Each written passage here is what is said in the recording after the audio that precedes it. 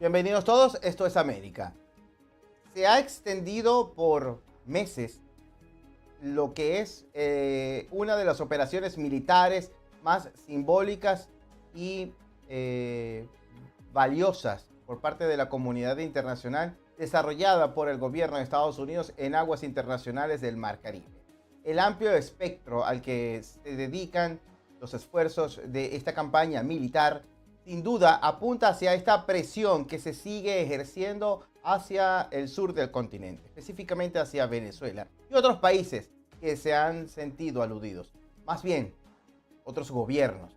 Mencionamos de manera puntual el gobierno de Colombia, cuando su presidente Gustavo Petro ha resultado ser casi que el defensor de Miraflores ante la comunidad internacional, tratándole de imponer en suelo estadounidense a los militares de este país que depongan las armas y que desobedezcan al presidente de Estados Unidos. ¿Cómo se sigue volviendo mucho más compleja la situación en estos momentos? ¿De qué manera hay que evaluar los hechos y no especular en base a resultados que todavía no se han cristalizado? Vamos a hablarlo precisamente con nuestro primer invitado en el día de hoy, Willy Lora, consultor político. Está conectado con nosotros por la vía digital. Willy, muchísimas gracias. ¿Qué te ha parecido, en este caso, los resultados, la destrucción de embarcaciones, la neutralización de personas vinculadas con el narcotráfico, de acuerdo a lo que asegura el Departamento de Guerra de Estados Unidos, y la presión que se ejerce hacia Miraflores y lo que hemos visto que se genera desde Venezuela? Bienvenido, cuéntanos, por favor.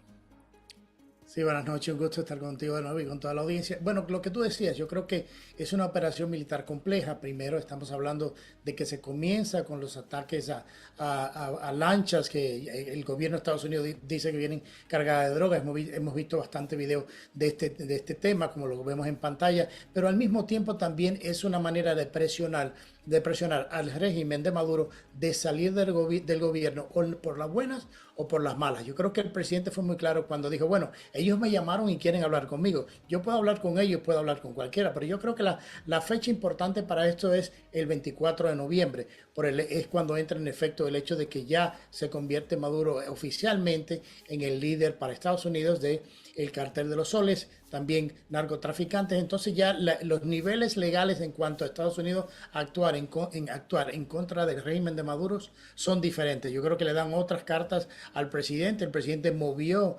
equipo militar de regiones importantes para traerla frente a las costas de Venezuela. No es coincidencia que el régimen de Maduro quisiera hablar con el presidente Trump para buscar una salida.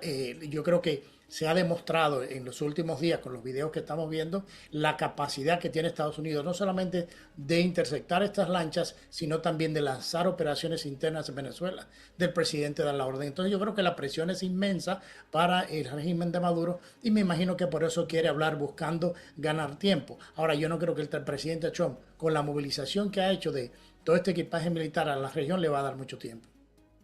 Willy, si en Estados Unidos había jurisdicciones en las que su población, en estados como Dakota del Norte, Dakota del Sur, incluso Alaska, por qué no mencionarlo, desconocían lo que era el caso Venezuela por la presencia de Nicolás Maduro, quien ha sido responsabilizado por la justicia estadounidense por ser el líder del cartel de los soles que está involucrado esta operación en desencadenar una potente operación de narcotráfico, sobre todo en Estados Unidos, y está también vinculada con el envenenamiento de jóvenes que son los que principalmente son objetos de sobredosis de drogas acá en Estados Unidos. Ahora, todos en Estados Unidos precisamente conocen el caso Venezuela.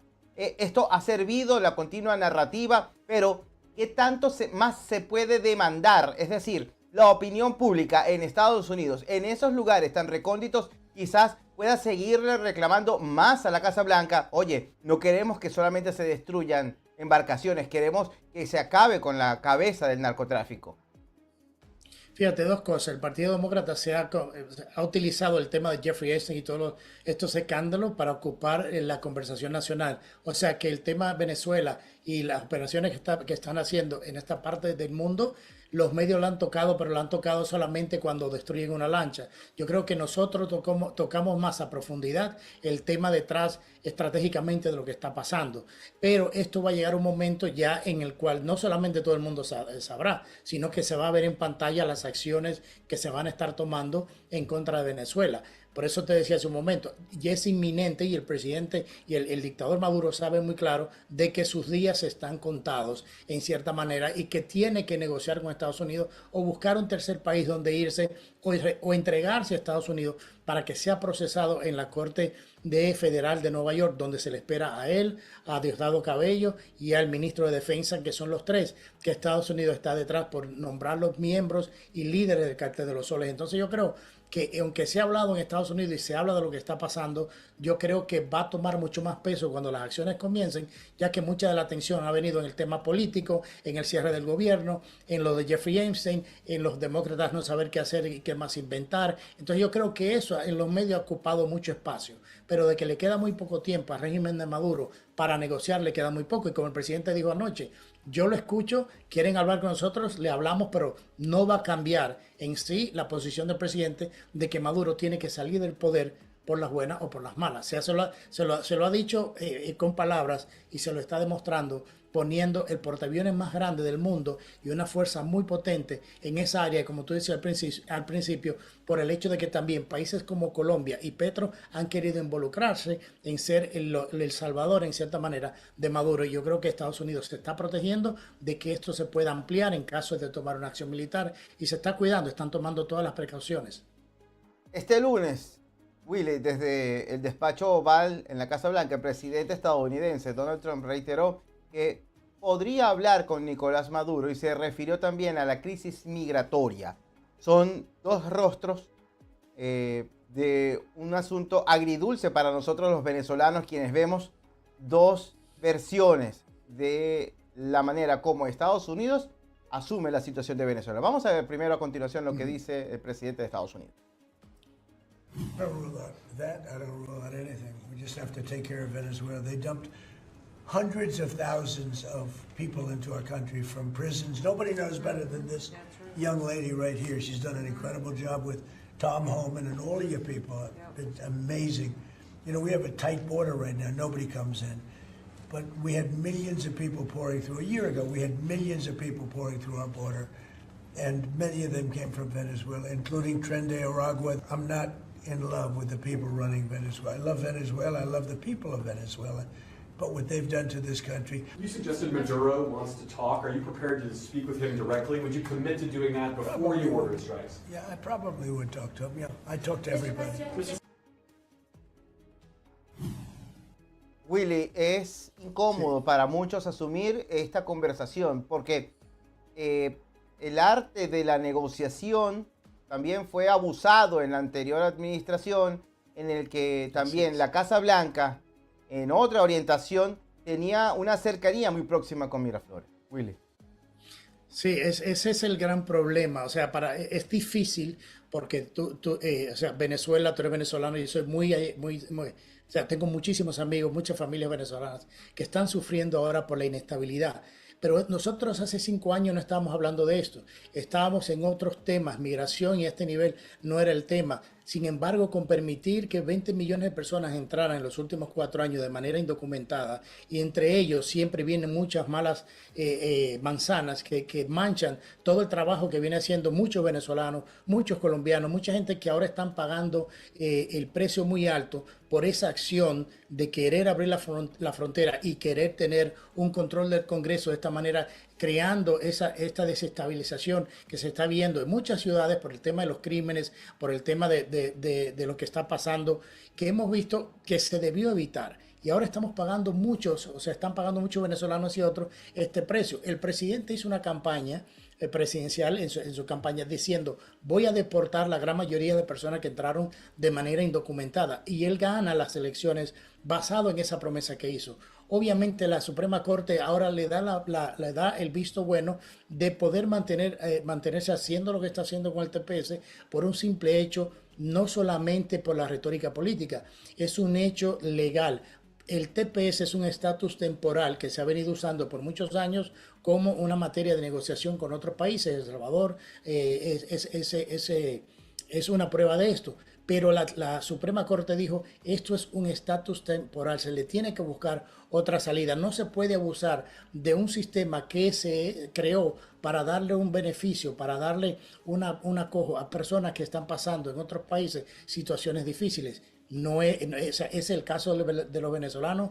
Sí, pero yo creo, como otros países que están, o sea, no creo que otros tengan tantos problemas como tiene Venezuela ahora mismo. Hay otros que lo tienen, pero en nuestro hemisferio de esta manera, además de Haití, solamente Venezuela. Entonces yo creo que la Corte Suprema no lo hace por el presidente ahora, ni lo hace por el discurso del presidente Trump, sino lo hace por la oficina de la presidencia y para futuros presidentes, porque muchas personas piensan que lo que dice la Corte Suprema lo está diciendo para favorecer a un presidente en ese momento. La Corte Suprema no opera así.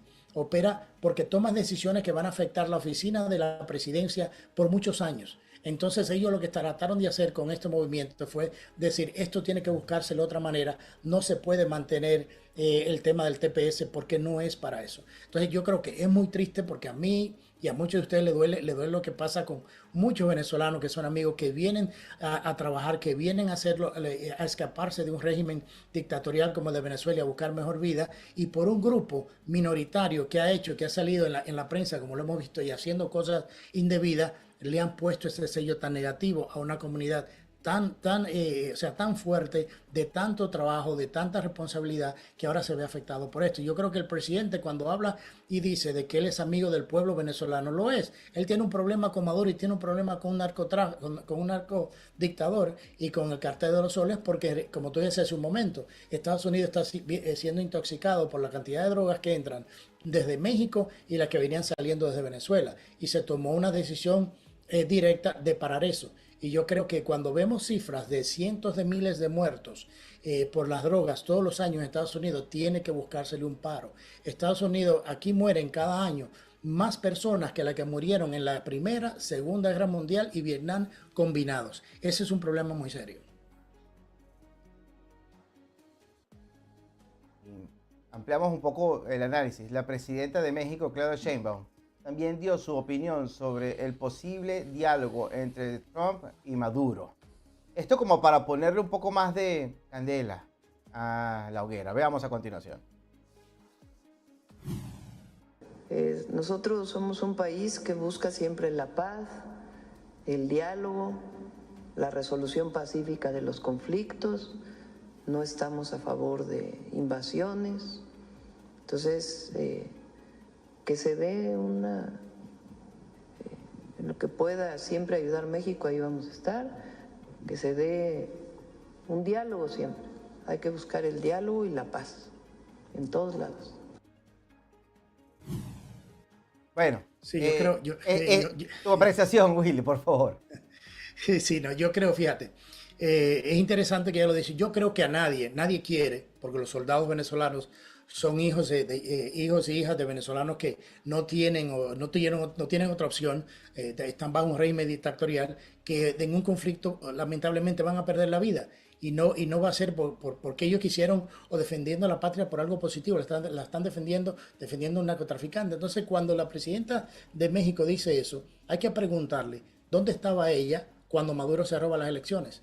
¿Dónde estaba ella cuando se hicieron esos famosos pronunciamientos en contra de la oposición? Ella no dijo absolutamente nada, ni el gobierno de México en ese momento dijo tampoco absolutamente nada. Cuando se debió unir a la comunidad internacional y reprender y decir que no estaban de acuerdo y llamarle a lo que pasó en las elecciones lo que era, que fue un fraude, fue un robo de las elecciones. Entonces, sí, nadie quiere balazos, sí, todo el mundo quiere que se busque una salida en la cual no haya muerto, una salida negociada, que vaya preso, que lleguen a Nueva York o que vayan y se asilen en Cuba o en Corea del Norte. Todo el mundo está buscando que eso pase, no importa la cantidad de armamento que se envía al área.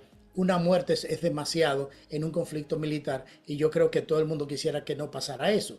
Obviamente estamos a punto de que pase, todo está puesto para que pase, pero la presidenta de México debiera de decir y llamar al presidente Maduro, no para que dialogue, sino para que salga del poder por las consecuencias que le pueden pasar y que lo diga claro. Se robó las elecciones, no ganó las elecciones. ¿Dónde están las actas? O sea, si ella quiere ser partícipe de eso, y México, debieran decir las cosas como son para que entienda el régimen de Maduro de que el mundo le ha dado la espalda y le ha dicho que no y que necesitan que Venezuela sea de nuevo un país libre.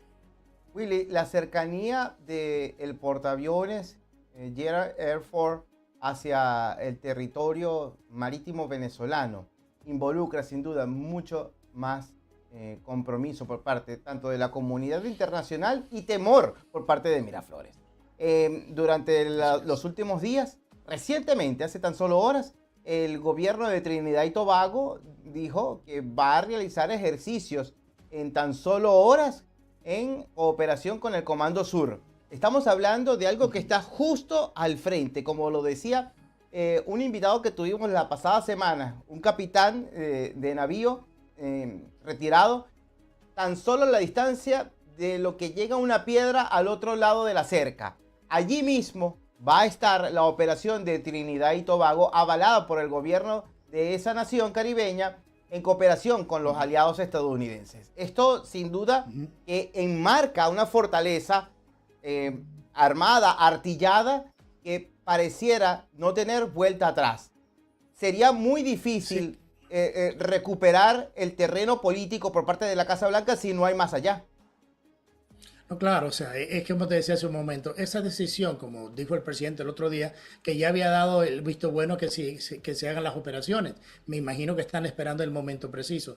Eso no hay vuelta atrás, al menos que Maduro salga del poder de una manera pacífica, que se rinda, que salga, que lo traigan a Estados Unidos, como decía hace un momento, que llegue a un tercer país. Pero Trinidad y Tobago también tiene mucho invertido en esto. O sea, es el país que está de frente a Venezuela y va a necesitar la protección de Estados Unidos en cualquier movimiento bélico. Y por eso hace movimientos y ejercicios, va a hacer ejercicios en conjunto con Estados Unidos porque necesita Estados Unidos protegerlo. Es la isla que le está dando en cierta manera una base de operaciones, lo que le llaman Forward Operating Base, o sea, una base operativa adelantada para los Estados Unidos. Está haciendo Trinidad y Tobago, Puerto Rico un poco más atrás, pero al mismo tiempo tienen aquel emplazamiento del Gerald Ford con tantos destructores, con otra fuerza que había llegado primero, con aviones en Puerto Rico, con aviones en los portaaviones, con submarinos nucleares, con cientos de misiles Tomahawk de precisión y una amplia gama de inteligencia que están cubriendo no solamente desde el aire, sino también con satélites. Entonces yo creo que la operación o lo que se vaya a hacer, se va a hacer con la mayor claridad posible. Recordemos de que los Estados Unidos sacan a los que estaban en la embajada de Argentina en una operación quirúrgica, burlando todo lo que eran el servicio de inteligencia y seguridad venezolano. Entonces yo creo que muchas de estas cosas que se han ido adelantando se verán en su proceso. Yo creo que el 24 es una fecha clave para todo esto. Willy, vamos a estar atentos a todo lo que se va a venir desarrollando en las próximas horas, en los próximos días. Estoy seguro que vamos a entender un poco más cuál es el objetivo claro que tiene hasta los momentos el gobierno de Estados Unidos, porque estamos hablando en base a hechos. Hay una discusión profunda en redes sociales sobre la interpretación de algunos de estos hechos y con conclusiones que algunos arrojan a manera de distraer a la opinión pública. Queremos abordar precisamente lo que está ocurriendo y en base a eso interpretar la realidad. Y precisamente por eso estábamos contigo conectados a la distancia. Muchísimas gracias por estar con nosotros, Willy. Muchas gracias, un fuerte abrazo para ti y toda la audiencia. Seguro que sí, hasta la próxima. Conversamos con Willy Lora, consultor político, estaba conectado con nosotros en función de la interpretación de este tipo de operación en el Mar Caribe y en aguas del Pacífico. Estamos hablando del desarrollo de esta campaña armada por parte de la Fuerza Militar estadounidense en aguas internacionales justo al frente del litoral venezolano. Hacemos una pausa, esto es América, y regresamos en instantes.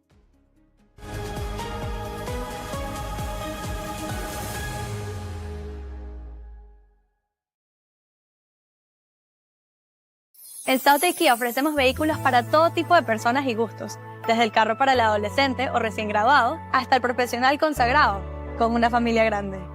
South Kia brinda un servicio verdaderamente personalizado para todo, especialmente para las mujeres con un programa llamado Her Drive, Her Voice, que garantiza que se sientan seguras y cómodas al comprar un auto. Cuando tu auto necesita servicio, no hay nada más conveniente que Southgate Kia. Ofrecemos ir a donde estés, recoger tu auto y dejarte otro mientras se realiza el servicio. Es así de fácil, nunca te quedarás sin auto.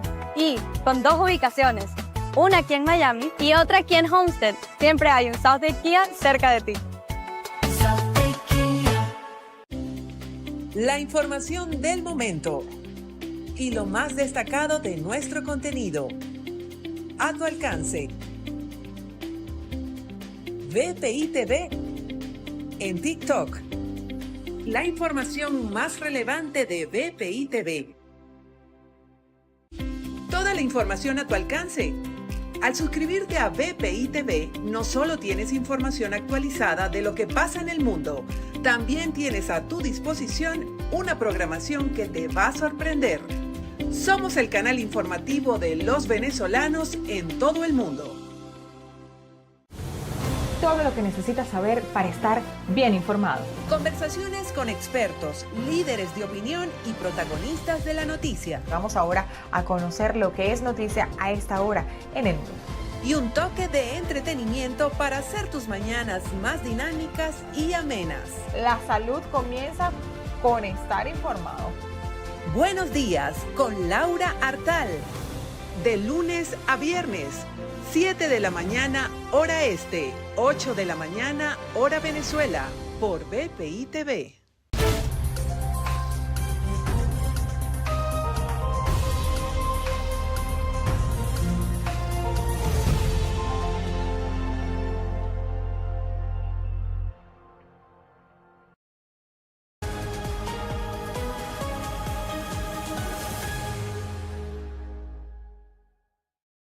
Continuamos, esto es América, un continente que sin duda atraviesa momentos importantes. En los 4 puntos cardinales de este gran continente se siguen desarrollando situaciones, sobre todo de interés político, que ameritan el análisis. Y hacia el sur, también hace tan solo horas, se ha dado un paso clave que escala hacia lo que puede ser una posible reorientación política en Chile. Nos conectamos de inmediato con ese país. Gustavo González, periodista venezolano, reside precisamente en Santiago de Chile. Está conectado con nosotros por la vía digital. Gustavo, gracias. Actualízanos un poco sobre lo que fue el resultado de ayer, lo que representa para la sociedad civil de ese país esta totalización y cuál es el siguiente paso, debido a que todavía las cartas no están todas sobre la mesa. Bienvenido, cuéntanos, por favor.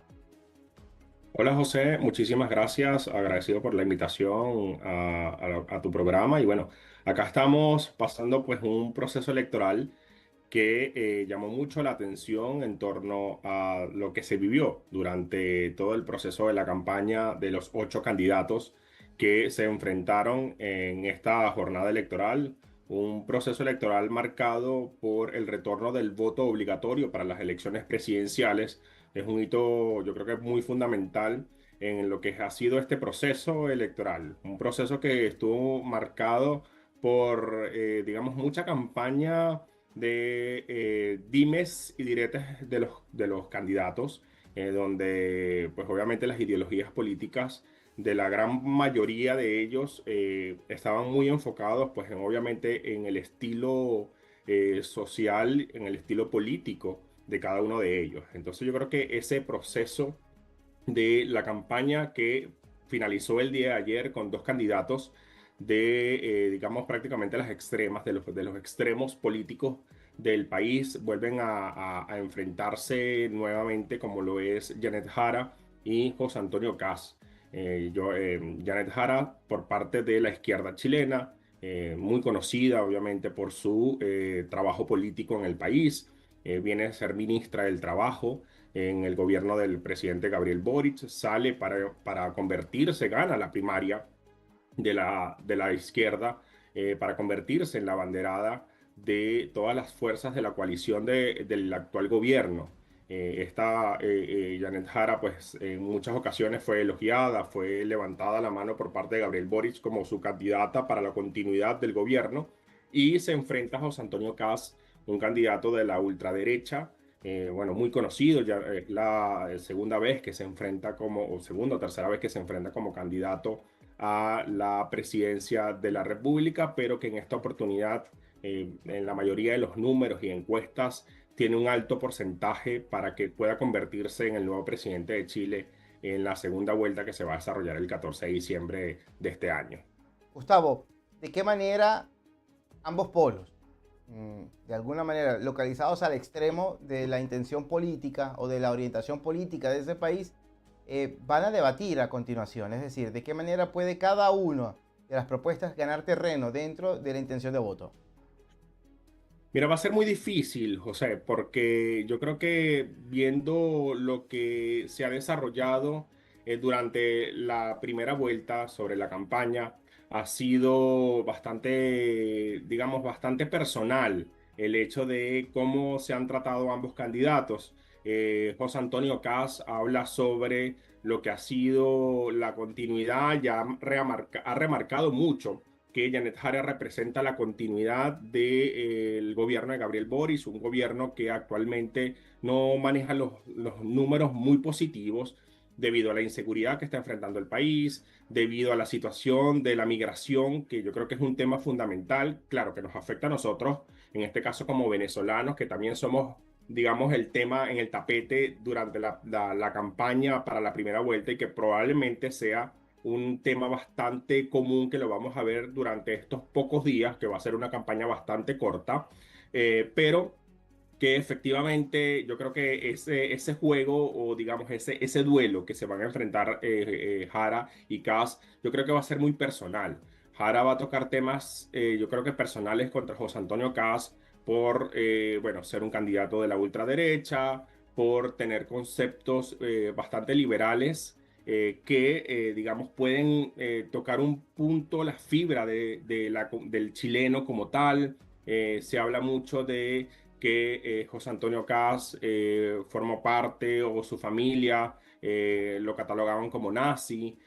También hablaban acerca de digamos, su afinidad política hacia la dictadura de Augusto Pinochet. Entonces yo creo que más allá, José, de lo que vaya a suceder en cuanto a propuestas más formales desde un proceso electoral normal, va a venir mucho los temas personales, temas que de repente vayan a sacar en base a sus ideologías políticas y que eso pueda ser positivo o negativo dependiendo cómo lo tome el ciudadano, cómo lo tome el chileno, que en definitiva cuando tú vas en la calle y lo que escuchas es la gente lo que quiere es seguridad, la gente lo que quiere es el tema de la economía, que eso se arregle, que Chile vuelva a ser el país de repente de hace 2, 3 años atrás, para que obviamente el ciudadano común no tenga que estar pendiente del tema de la inseguridad, que es uno de los temas fundamentales, o del tema económico, que afecta no solo al chileno, sino también a nosotros como venezolanos que vivimos acá, que hacemos vida y que estamos enfrentando una situación de una política bastante fuerte y bastante dura y que lo vamos a ver desarrollado durante la campaña para lo que va a ser el balotaje.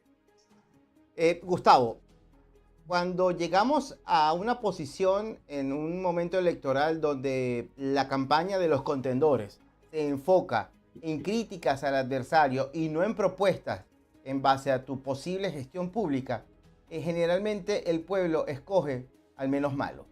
Y esto es muy, muy contraproducente para las democracias. Esto ha pasado incluso, no solamente en el Cono Sur, no solamente en Centroamérica, ha pasado incluso acá en Estados Unidos y todavía se pagan consecuencias en base a eso. Recordemos que Perú también atraviesa momentos de inestabilidad precisamente porque al momento en que la oposición requiere quizás solidificarse, galvanizarse, escogen al peor candidato, quizás porque no es que sea el pésimo, sino que es lo menos perjudicial dentro de la lista que había. En base a esto, Gustavo, en base al populismo al que van a apelar en estos momentos, porque siempre el populismo va a ser el arma de los desesperados que aspiran a un cargo público, entendiendo que el arma del político ahora va a ser eso, precisamente, enamorar a ese elector que todavía no se ha pronunciado y que puede unirse a la propuesta de alguno de ellos, hacia dónde puede impulsar la propuesta populista de algunos de los dos contendores, o el de ultraderecha o el de la extrema izquierda. Mira, yo creo que más allá de esto, José, aquí hay algo que pasó muy peculiar durante la elección del día de ayer. Y es que estamos viendo, yo creo en imágenes más adelante, vamos a ver un candidato que se posicionó como tercero, que es Franco Parisi, alguien que no se tenía previsto en los radares de las encuestas. Estaba siempre marcaba entre cuarto, quinto, y que el día de ayer se posicionó como tercero. Fue la tercera fuerza, superando a políticos de alta trayectoria, superando a una candidata que trabajó muy de la mano con el expresidente Piñera fallecido y que parte de su campaña fue basada en eso. Yo creo que acá va a haber un enamoramiento a esa cantidad de votantes de la tercera vía, porque él se denominó la tercera vía, para lograr calar a esos votantes, a esos casi 1 millón de electores, para que pueda, pues obviamente, posicionarse a favor de uno de los dos candidatos, pero que efectivamente yo creo que igual ambos candidatos están presentando propuestas bastante positivas en cuanto a la economía. Obviamente, José Antonio Caz presenta o mostró durante la campaña y los debates a nivel de los medios de comunicación propuestas bastante sensatas y agradables en el tema económico, ¿ok? Igual que la candidata Janet Jara presentó temas de propuesta social, entendiendo que ambos pertenecen a ideologías totalmente distintas y que obviamente en una prevalece más lo económico que lo social, pero que lo más probable, y ya comenzamos a verlo desde hoy, José, cómo los candidatos, o hasta ayer mismo, en cada uno de sus comandos de campaña, ya comenzaron con estos dichos o estos ataques personales en cuanto a su ideología y ver qué es lo que el chileno y el ciudadano común y los que votamos o los que vamos a votar para las elecciones del 14 de diciembre nos va a llamar más la atención, si en base a las propuestas o lo que efectivamente quiere, el miedo a un país de convertirse en comunismo o llegar a eso, o efectivamente el miedo a las propuestas de un candidato de la ultraderecha que en muchas ocasiones ha sido criticado por su postura en torno a la migración, en torno a lo que es el tema del aborto, en torno a la igualdad de géneros. Entonces, yo creo que ahí vamos a ver una campaña muy fuerte por unos días bastante complicadas, bastante duras, y que yo creo que el candidato que logre definitivamente arropar al ciudadano en base a propuestas de seguridad y economía, yo creo que ese es el candidato que va a lograr posicionarse no solo en la intención de voto, sino que también algunos números lo favorecen, y en este caso podemos asegurar hasta los momentos, José, viendo los números y que las matemáticas en política a veces no son 2 más 2, pero que a nivel de lo que es encuestas, José Antonio Caz es posiblemente en estos momentos el candidato que se estaría llevando la presidencia de la República, y que, bueno, Chile volvería otra vez a tener un presidente de derecha luego de el mandato de Sebastián Piñera, y que probablemente pues allí ya veremos cómo a nivel político y cómo también a nosotros como migrantes, como extranjeros, nos puede afectar debido a las políticas que él vaya a implementar durante su presidencia, si llegase pues a obtener la mayoría el día domingo 14 de diciembre, porque Venezuela definitivamente ha sido un tema también durante la campaña, y durante los 8 candidatos se tocaron temas como la migración regular, sobre la migración irregular, y también obviamente el conflicto político entre Venezuela y Estados Unidos y la posición que pueda jugar Chile durante, digamos, este conflicto que lo estamos viviendo todos los días en torno a la situación política. Gustavo, qué denso la situación de la figura del inmigrante en todos los países. Es impresionante cómo la radiografía de este elemento, para muchos, un elemento de progreso, puede convertirse incluso en una piedra en el zapato. ¿Qué tanto peso tiene la migración en este proceso electoral ahora? Muchísimo peso, José. Mira, los 8 candidatos durante la campaña presidencial y más los candidatos de derecha se enfocaron en el tema de la migración, asociando la inseguridad que vive el país con la migración irregular. Pero que hay un punto muy importante. todos los candidatos hablan sobre la migración irregular. Nunca han tocado el tema sobre los migrantes que estamos regular en el país, quienes tenemos obviamente un estatus migratorio legal y que trabajamos, pagamos imposiciones, nos desarrollamos en el día a día normal. Obviamente hay un dicho que nosotros es muy común, que es pagan justos por pecadores, donde efectivamente hay un nivel de inseguridad asociados a la migración irregular a través del cruce de las fronteras por Perú y Bolivia, donde efectivamente eso nos ha perjudicado muchísimo a nosotros por la migración. Hasta los momentos todavía los venezolanos, pese a todo, en el país estamos todavía muy bien vistos en los trabajos, médicos, ingenieros, periodistas, que estamos haciendo un muy buen trabajo y que efectivamente no respetamos las normativas del país, pero que obviamente los candidatos, José, se han encargado de posicionar el tema de la migración como algo que efectivamente los chilenos quieren escuchar, que es el lograr que la situación de los migrantes irregulares termine, y eso posiblemente contrarrestar la inseguridad que vive el país. Entonces, siempre va a ser un tema álgido y que siempre va a ser bandera lo que es la migración irregular. Uno cuando veía las encuestas de cuáles son los motivos o por qué se debería escoger un nuevo presidente, el tema de inseguridad, luego la migración y posiblemente el tercero la economía, era lo que más el chileno solicita, o el común denominador. Hablemos chileno porque obviamente es el país y es la mayoría de las personas, pero efectivamente nosotros también como migrantes, quienes vivimos el día a día y votamos y también hacemos todo el proceso como un ciudadano normal, también nos afecta en el proceso. Entonces vivimos situaciones complejas, estamos viviendo situaciones muy fuertes, que no solamente se está viviendo en Chile, lo estamos viendo en casi todos los países donde la migración venezolana ha acudido, pero aquí hago mucho la salvedad. Efectivamente, el venezolano que hace bien, el venezolano que trabaja, que cumple las normas, que cumple las leyes, puede decir que vive una situación posiblemente tranquila, no aislada de lo que normalmente pueda vivir cualquier migrante en cualquier país del mundo, porque, digamos, es muy, muy común o muy normal que suceda. Entonces yo creo que allí vamos a ver también parte de la campaña de estos últimos días, estos pocos días que vaya a suceder, que el tema migratorio va a ser una de las banderas fundamentales, posiblemente más para José Antonio Kast que para Janet Jara.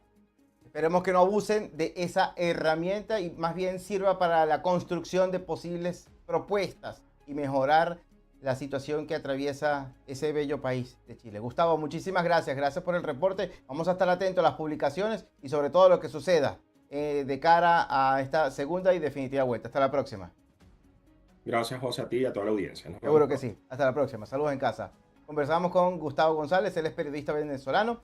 Vive en Santiago de Chile y estaba reportándonos desde allá en relación a este resultado electoral. Hacemos una pausa. Esto es América. Regresamos en instantes.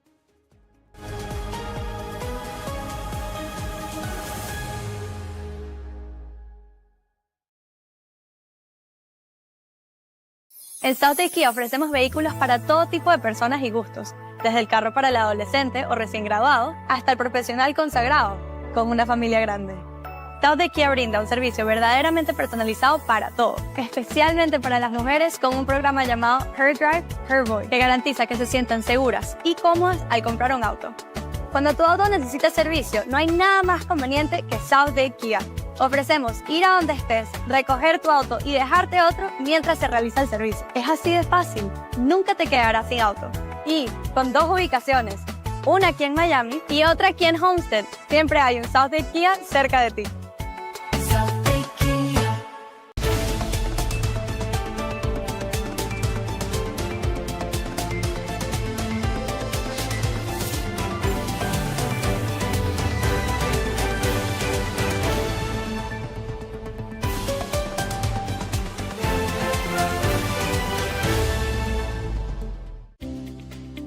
Lo que está en tendencia, lo actual y la información más relevante de BPI TV en un solo espacio.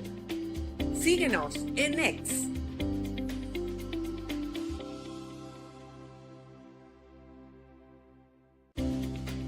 Noticias y actualidad. BPI TV a tu alcance. Una nueva manera de informar y tener al día a nuestros seguidores. Únete a nuestro canal de WhatsApp.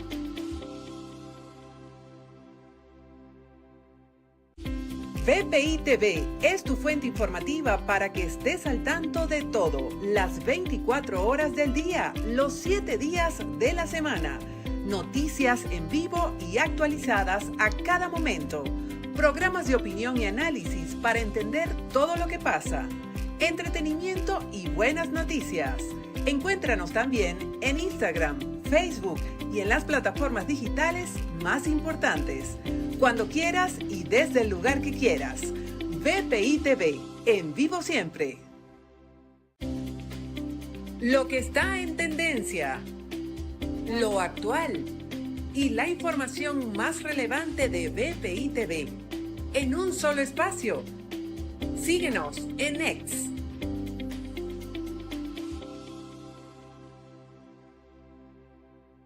Cinco, 4, 3, 2, 1. Desde Venezuela para todo el mundo. Acompañe. Con cada historia y en cada segundo. La fuerza de un pueblo en cada transmisión. BPI TV te cuida. Eres nuestra razón. Nuestro corazón es Venezuela. Late alto, firme y fiel. Yo te lo digo. Con la democracia grabada en la piel. Todos los días. Cruzando mares, tocando el sol. Una nación unida en un solo rol. Conéctate. Nuestro corazón es Venezuela. Late alto, firme y fiel. Con la democracia grabada en la piel. Nuestro corazón es Venezuela. Late alto, firme y fiel. Con la democracia grabada en la piel. ¡Qué genial! Cruzando mares, tocando el sol. Una nación unida en un solo rol. Bienvenidos. Nuestro corazón es Venezuela. En cada historia, en cada voz. BPI TV, siempre a tu lado con valor. This is Venezuela. Yeah, of course. Yeah. She has to have a tan. Nos vemos.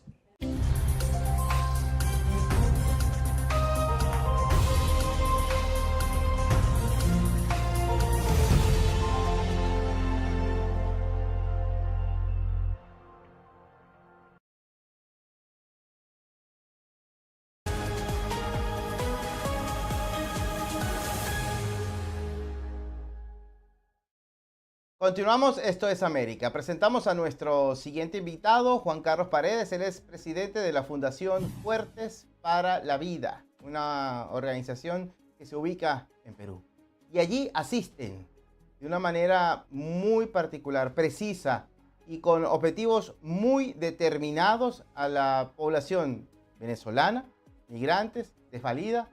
Veremos de qué se trata precisamente el objetivo de esta fundación. Adelante, Juan Carlos, cuéntanos un poco cuáles han sido poco a poco los procedimientos, desde cómo han logrado determinar el objetivo principal de la organización y de qué manera distribuyen los esfuerzos de cada uno de sus voluntarios. Bienvenido, por favor. Muchas gracias de verdad, Juan José. Quería agradecerte por estar en este gran programa de ustedes. Y bueno, antes que nada, quería desde parte de nuestra organización Fuertes para la Vida y desde muchas partes que nos ven en este momento, y es que en Perú hoy, bueno, en esta semana, hace como 2 días, asesinaron a un médico venezolano, ¿sí? Juan José Tuárez, del estado Guárico, médico venezolano acá en el Perú, que con mucho esfuerzo llegó aquí al Perú, trabajando desde cero, como muchos, y lamentablemente fue asesinado. Y bueno, organizaciones como las de nosotros en este momento estamos pidiendo justicia, estamos haciendo los procedimientos, las investigaciones pertinentes, y bueno, pedimos el apoyo de la comunidad internacional, de los medios como los ustedes, a que visibilicen esta noticia, porque acá los medios en el Perú, bueno, lamentablemente nos están, no son partícipes de este tipo de noticias. Bueno, Fuertes para la Vida es una organización, una fundación que nació en el año 2019 por la pandemia del COVID.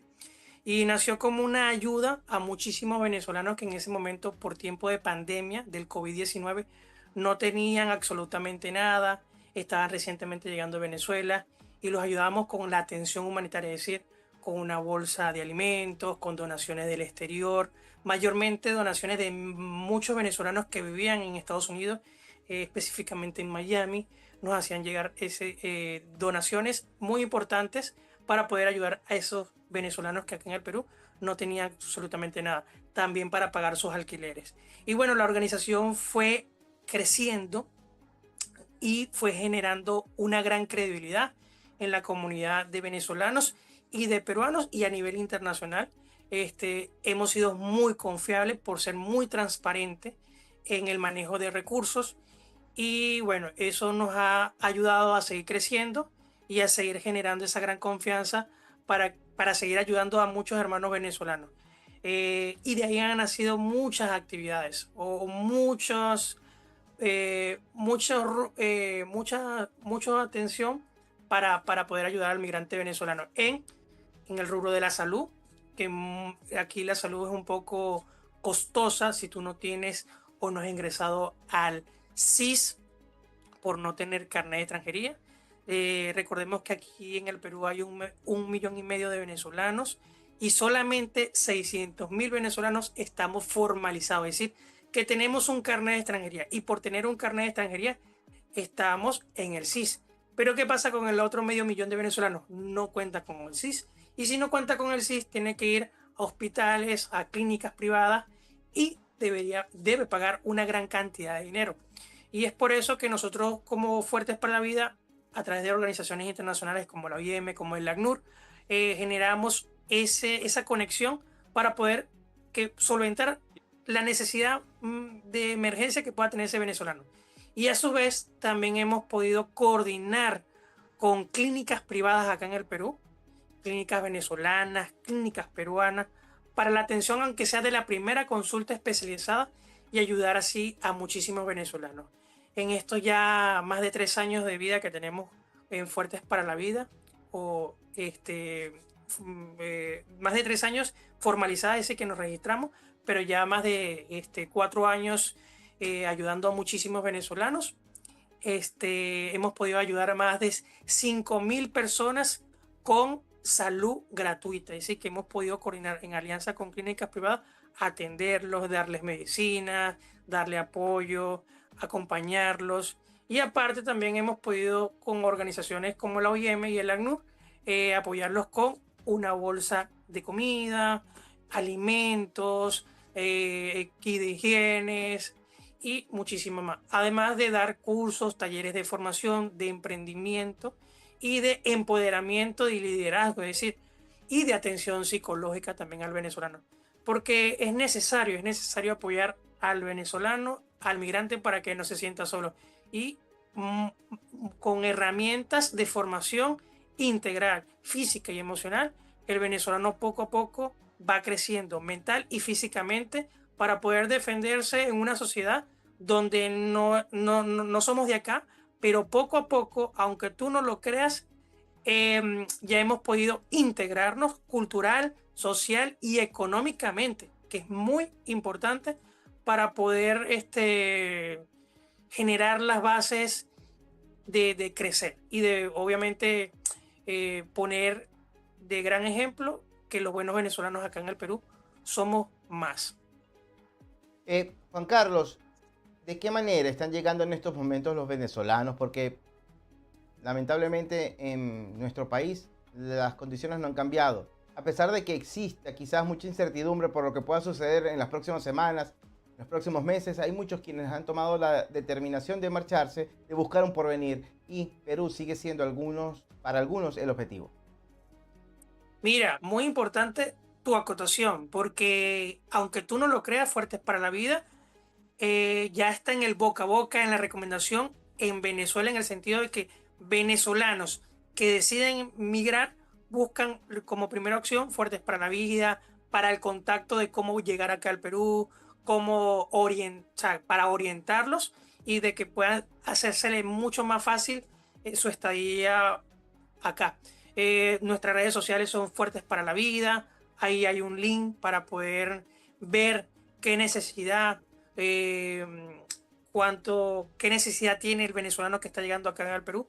Y obviamente, sí, todos los días recibimos mensajes en nuestras redes, en nuestra plataforma, de que vienen venezolanos todavía ingresando al Perú de una forma irregular, ¿sí? De una forma irregular, quienes lo hacen por vía terrestre. ¿Por qué? De forma irregular, porque desde el año 2019 Migraciones Perú ya no está atendiendo en la frontera. Es decir, todo venezolano que ingrese de vía terrestre va a ingresar de forma irregular porque Migraciones Perú en la frontera está cerrado. La única forma de que un venezolano entre legalmente acá en el Perú es por la vía aérea a través del aeropuerto. Pero todo venezolano que ingrese irregularmente, vía terrestre va a ingresar irregularmente. Y para eso, el primer mecanismo para que absolutamente acá, cuando ingrese, no le pase absolutamente nada, es acogerse a un refugio a través de la Cancillería del Perú. Hay aproximadamente 250.000 a 300.000 solicitantes de refugio que todavía no han sido aprobados, pero al momento de llegar lo solicitan y obviamente entran en un mecanismo de protección humanitaria a través de, obviamente, los convenios internacionales. ¿Cuáles son las alianzas que existen en estos momentos, además de alguna organización similar? ¿Las autoridades locales están prestando ese tipo de soporte para la fundación, Juan Carlos? Sí, actualmente contamos con el apoyo, obviamente, de las organizaciones internacionales como la OIM, como el ACNUR, aunque son pocas en lo económico que nos pueden aportar. Aún así, podemos extender ese recurso significativo que nos dan para poder apoyar a muchísimos venezolanos, ¿sí? En proyectos de formación, en atención, como lo ven en las imágenes, de apoyo de alimentos, que ellos obviamente nos los hacen llegar y nosotros lo que hacemos es distribuirlos a las personas más vulnerables, como lo pueden ver en venezolanos y peruanos que incluso están vulnerables, que no tienen absolutamente nada. Y hay mucha necesidad. Obviamente también hay muchas organizaciones, no somos los únicos, de asociaciones, fundaciones, ONG venezolanas acá en el Perú. Aproximadamente ya son más de 35 organizaciones venezolanas apoyando a la comunidad de migrantes venezolanos. Recuerda que aquí en Lima y en Perú, los venezolanos estamos disgregados, estamos tipificados, ¿no?, por decirlo de alguna manera, en diferentes distritos, en diferentes provincias, y nosotros como Fuertes para la Vida solamente accionamos en varios distritos, posiblemente 3 distritos que son los más importantes, ¿no? San Juan del Lurigancho, que es el más grande, Comas, que es uno de los más grandes, y Los Olivos, que también hay muchísimos venezolanos. Pero mayormente San Juan del Lurigancho, que es el distrito más grande y donde llegan muchísimos venezolanos. Somos la única organización acá en este distrito y mayormente atendemos a los venezolanos. Pero hay muchísimas organizaciones que atienden otros distritos donde nosotros no podemos llegar, pero si hay venezolanos en esos distritos, nosotros hacemos esas articulaciones para que puedan ser atendidos. Juan Carlos, gracias por la labor que hace de tu persona y cada uno de los integrantes de la fundación. Estaremos atentos a lo que compartan con nosotros y de alguna necesidad que haya para la difusión de convocatorias que sean en beneficio de nuestra comunidad venezolana en Perú. Cuenten con nosotros. Hasta la próxima. Gracias. Seguro que sí. Gracias a ustedes. Era Juan Carlos Paredes, él es presidente de la Fundación Fuertes para la Vida, una organización que está ubicada en Perú y asiste de una manera muy noble a nuestros hermanos venezolanos que están en ese país del continente. Hacemos una pausa, ya regresamos. Esto es América.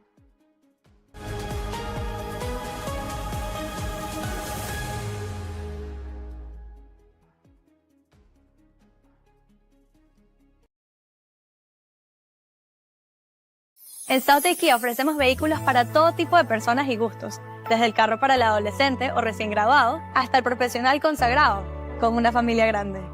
South de Kia brinda un servicio verdaderamente personalizado para todo, especialmente para las mujeres con un programa llamado Her Drive, Her Voice, que garantiza que se sientan seguras y cómodas al comprar un auto. Cuando tu auto necesita servicio, no hay nada más conveniente que South de Kia. Ofrecemos ir a donde estés, recoger tu auto y dejarte otro mientras se realiza el servicio. Es así de fácil, nunca te quedarás sin auto. Y con 2 ubicaciones, una aquí en Miami y otra aquí en Homestead, siempre hay un South de Kia cerca de ti.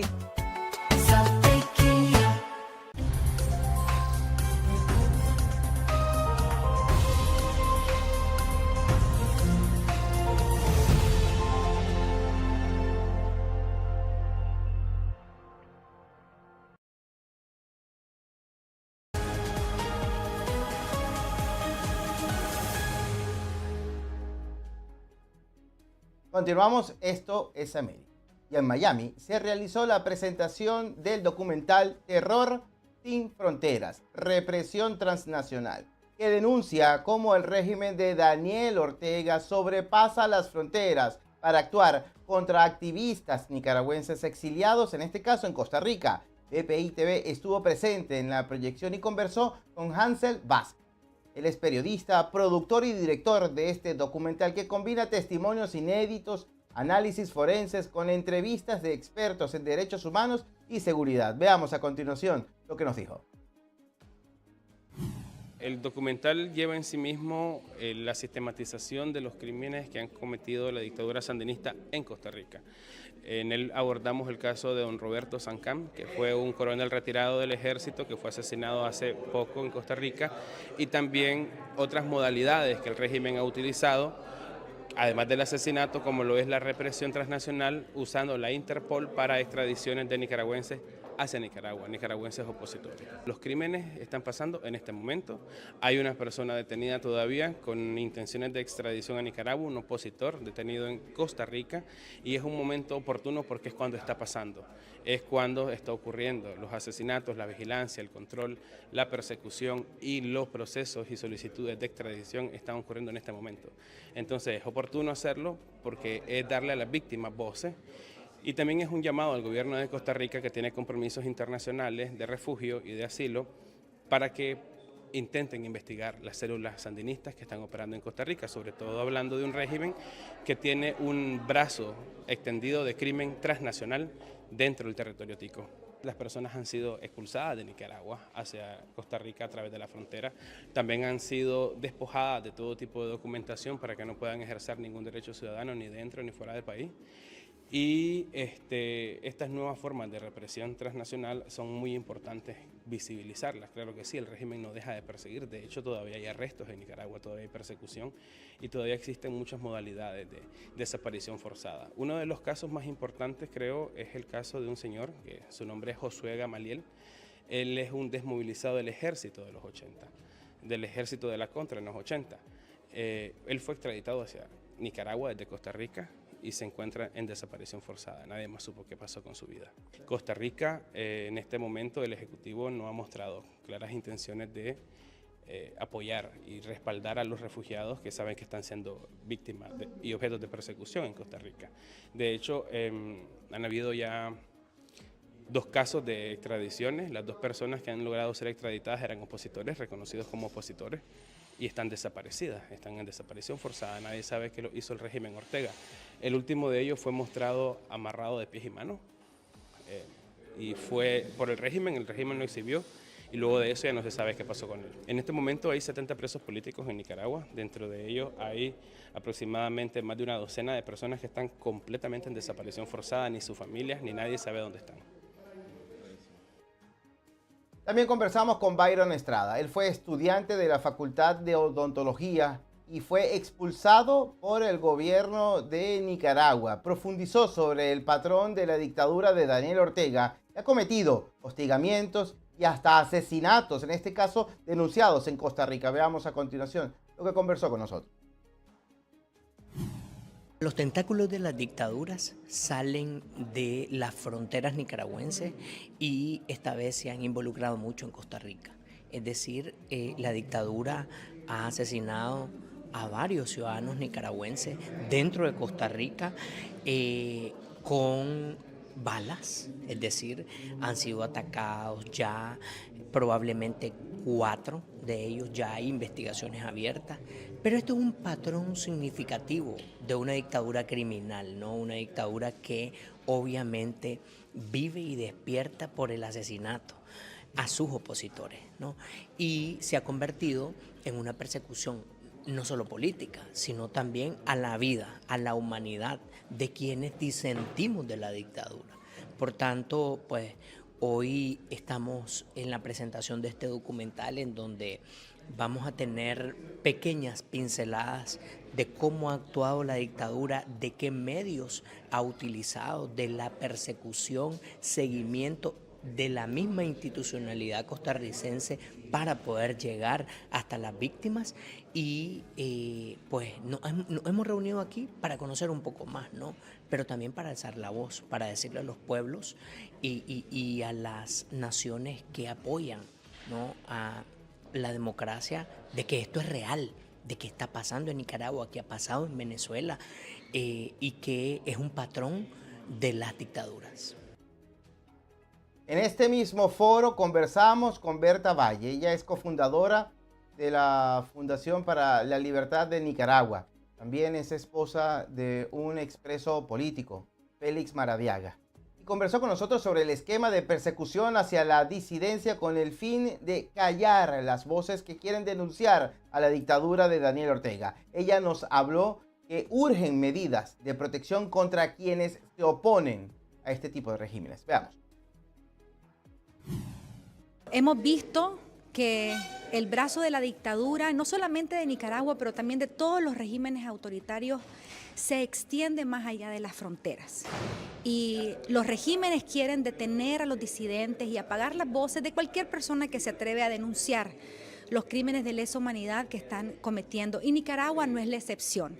Y estamos viendo, por ejemplo, que Costa Rica se ha convertido en un escenario donde agentes de la dictadura llegan para asesinar y perseguir a nicaragüenses que han alzado sus voces. Eso lo podemos ver precisamente en este documental, con esta tragedia grandísima que ha ocurrido con el nicaragüense Roberto Sancán, que fue asesinado. Y es un llamado para recordarle a los estados que merecemos protección especial, que cuando hay nicaragüenses que han tenido que huir por la persecución y solicitan refugio y solicitan asilo, es porque verdaderamente no pueden permanecer en sus países, pero además de eso, que necesitan protección adicional porque existe la represión transnacional. En el caso de Nicaragua, porque Daniel Ortega y Rosario Murillo han ordenado a sus agentes ir más allá de la frontera para detener a estos disidentes. Y todos estamos en riesgo y todos somos vulnerables. Ahora, esta protección también tiene que ver con los acuerdos internacionales. Y hay un caso particular que te voy a dar como ejemplo de cómo urge prestar atención a lo que pasa en Nicaragua, y es el caso de una de las madres de Abril. Ella está en una organización que es Madres de Abril, donde están las madres de los hijos asesinados durante las protestas del 2018. Y resulta que ella presentó su asilo aquí en Estados Unidos y al final la jueza dictó de que no daba lugar y por lo tanto procede a la deportación. Esta es una madre cuyo hijo fue asesinado. Ella se llama Yadira Córdoba, su hijo se llama Orlando Córdoba, y fue asesinado sencillamente por reclamar derechos y por demandar el retorno a la democracia en Nicaragua. Ella salió de Nicaragua porque precisamente por denunciar comenzó a sufrir la persecución del Estado, del régimen de Nicaragua. Y ese caso particular nos debe llamar la atención a todos, porque eso puede sucederle a cualquiera. Y los nicaragüenses estamos en riesgo. El caso, por ejemplo, de los 222 presos políticos que fueron traídos aquí a Estados Unidos como un acto humanitario y que lo agradecemos, sin embargo, es a la fecha y ninguno de ellos tiene un asilo político aprobado. Vemos el caso de las personas que han sido desnacionalizadas también, que están residiendo en Estados Unidos y que tampoco tienen asilo político, periodistas que tuvieron que salir, que están aquí en Estados Unidos ejerciendo periodismo y que tampoco pueden salir. Te puedo repetir muchos casos. Entonces vemos que Es urgente prestar estas condiciones de protección especial a estos grupos que ciertamente son disidentes del régimen. ¿Por qué? Porque el régimen está dispuesto a transgredir las fronteras para poder detener a esas voces. El caso de Venezuela, ¿no? Un caso trágico, porque estamos hablando de más de 8 millones de personas que han tenido que ser forzadas al exilio debido a las condiciones de represión que hay por un dictador y por un régimen que pretende enquistarse en el poder a través de las fuerzas, pero además en colaboración con este narcotráfico, porque hay demasiada evidencia ya de saber que es un narcoestado. Y yo creo que las acciones de Estados Unidos al demandar a Maduro rendir cuentas, pues es un llamado muy importante, o sea, sobre todo cuando Estados Unidos está diciendo que está dispuesto a poner fin al narcotráfico, que también está impactando a sus poblaciones aquí. Entonces creo yo que es una oportunidad para recordarle a los dictadores que no pueden seguir manejando las cosas arbitrariamente y sin ningún tipo de rendición de cuentas al final. Además, estamos hablando que Maduro es una persona que está siendo acusada internacionalmente. Hay evidencia que se han cometido crímenes de lesa humanidad por los cuales tienen que rendir cuentas. Así que nosotros vemos con expectativa y también con esperanza, en el sentido de que así como se pone alto y fin a lo que ocurre en Venezuela, puede también ser transmitido al caso de Nicaragua. Quiero cerrar con una pregunta. Tú y tu esposo han sido víctimas y objeto de persecución y de un crimen de lesa humanidad. El quitarles la nacionalidad, así como a los 222 nicaragüenses y otros más que se puedan sumar, es un hecho de lesa humanidad. Además de la violencia física y asesinato y judicial que se ha establecido en Nicaragua. Estando ustedes en el exilio, ¿sienten ustedes temor por lo que pueda suceder ante la represión transnacional? Claro, no, yo creo que todos nosotros, o sea, no hay ningún nicaragüense con el que yo haya hablado que esté haciendo incidencia internacional que no tenga presente el riesgo y que no siente el temor de lo que estos regímenes pueden hacer. Hay un gran riesgo, sin embargo, también, pues, lo que nos mueve es la convicción de que tenemos que elevar nuestras voces para poner un fin, porque al final esto no se trata de unas cuantas personas, estamos hablando de una nación de 7 millones de habitantes que están secuestrados prácticamente por esta familia dictatorial. Y por otra parte, no es solamente lo que puede ocurrirnos a nosotros en el exilio, es también lo que puede ocurrir con las familias dentro, y lo vemos con los familiares de presos políticos actualmente. A mí este tema obviamente es muy personal, mi esposo fue preso político, detenido arbitrariamente, bajo condiciones de tortura, y yo veo ahora cómo en Nicaragua los familiares de los presos políticos, que además están desaparecidos muchos de ellos, no se atreven a hablar, no se atreven a denunciar, ni siquiera los familiares que están fuera del territorio de Nicaragua. ¿Por qué? Porque hay temor de que haya represalias contra ellos. Y eso es una pequeña muestra de que en realidad sí, hay mucho temor, conocemos de lo que son capaces de hacer, pero al final hemos tomado la decisión de seguir avanzando, de seguir denunciando, porque creemos que al final la justicia debe de prevalecer. Le invitamos a que ingresen a las redes sociales de Darío Medios Internacional y allí van a conseguir el link para este documental, Terror sin Fronteras, Represión Transnacional, sobre el esquema de sicariato que se denuncia y que está ocurriendo desde Nicaragua hacia la disidencia de ese país que vive refugiada, exiliada en Costa Rica. Con esta información hemos llegado al final del programa en el día de hoy. Amigas y amigos, hasta la próxima.